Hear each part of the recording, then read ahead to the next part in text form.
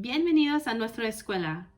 Per your request, I have provided a Spanish interpreter that will help you understand all the criteria we will be discussing today in regards to your son, Marco. As you know, I have been working with Marco since the beginning of the year. I have also heard that your family has recently moved to the US from Mexico. How are you adjusting? How is Marco liking the school?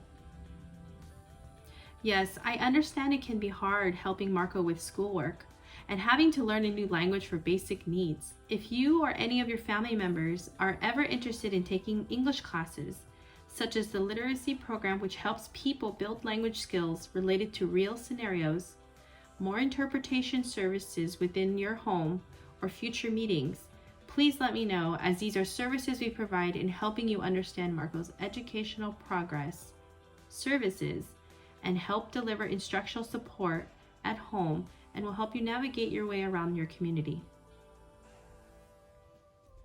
I wanted to know a little bit more about Marco and his abilities. Has he mentioned before his love for football? Does he play soccer? Well, our school offers many after-school activities assembled by the parent-teacher organization, and soccer is a sport that is given to students who want to enroll. I believe this would be a great benefit for Marco, since he already loves the sport, but he will also have the chance to practice his English skills with peers and coaches while building on his vocabulary through vocabulary association. I had no idea how much he loved music. I say this because he is usually quiet in class and doesn't participate much, but when he hears music, it's like he comes alive and opens up to learning. So I use music in a lot of my curriculum to help motivate him. Are there any songs you guys play at home? Maybe in your language?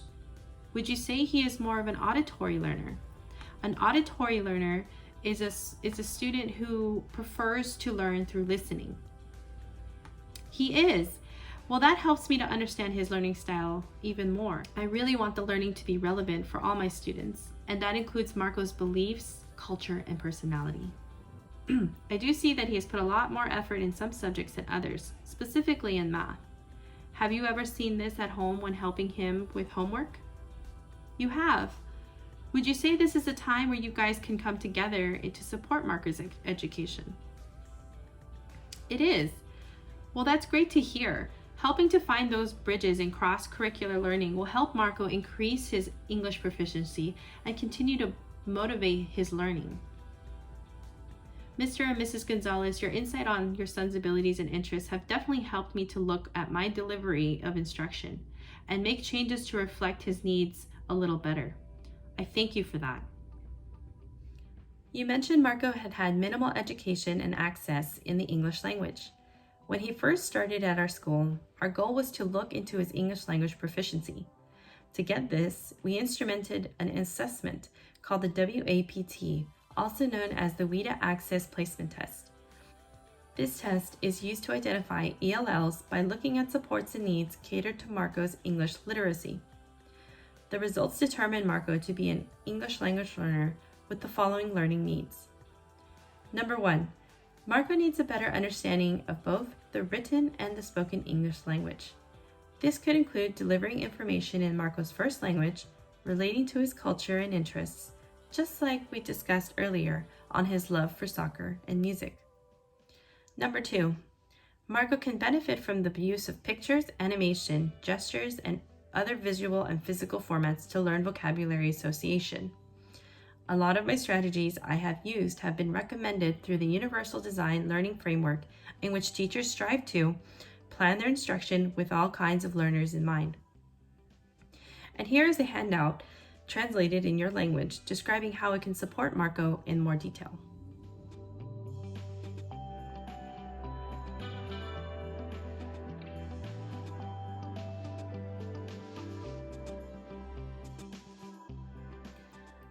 Now that we have discussed what strategies we have been using, I wanted to explain what the RTI multi-tiered model is and how we are using it as a framework for Marco. Here is a visual for you to follow along as I talk about the tiers.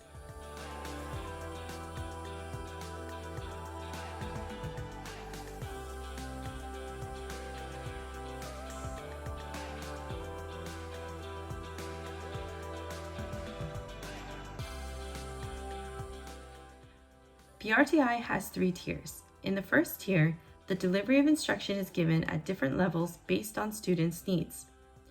I, the teacher, carefully monitor students to determine if they need more support. I do this by screening students 3 times a year. The instruction meets at least 80% of all learners with research-based instructional interventions. That's a good question. In regards to Marco, he received a 90-minute block of instruction in reading with core instruction that is linguistically appropriate and culturally responsive. He also received a systematic instruction in phonemic awareness, phonics, and vocabulary development. After assessing Marco and analyzing his data, as well as giving you updates throughout his first quarter, our team, which includes a learning specialist, school counselor, you the parents, and myself, collaborated and identified Marco to have unsatisfactory progress within Tier 1 framework of instruction.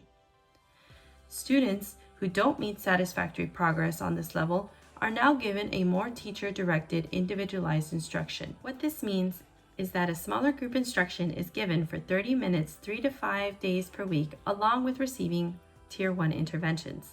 As you know, Marco has been having Tier 2 intervention 4 times per week for 30 minutes each session, and our sessions are monitored closely with our curriculum-based measurement that measures targeted skills for Marco. From this, we have seen some improvement and have emailed you updates regarding his test scores and overall progress. It is great to see that Marco is improving in a small group setting. It helps me to pinpoint his learning ability and provide more assistance. If Marco were to continue improving, our team, which includes you, the parents, will decide to continue services in Tier 1 or remain in Tier 2, and Marco will continue in the general ed setting.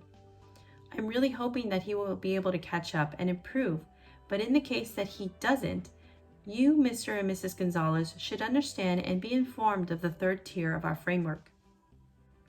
Tier 3 is given when insufficient progress in Tier 2 is made. In Tier 3, students are given a more intensive instruction in addition to their core instruction. What this means is that Marco will receive more time in a smaller group setting of 1 to 2 students with longer duration of instruction than in Tier 2. Progress is monitored frequently. You will be notified in writing of all the data that will be taken during Tier 3, which includes placement and strategies, but also an understanding of your right to request for an evaluation for special education program and/or services. This is not to say that Marco will be assumed to have a disability and be placed in special education, but it is a part of the process we must inform you if progress in Tier 3 isn't made. Are there any questions and/or comments about any of the tiers or instructional models I have mentioned today?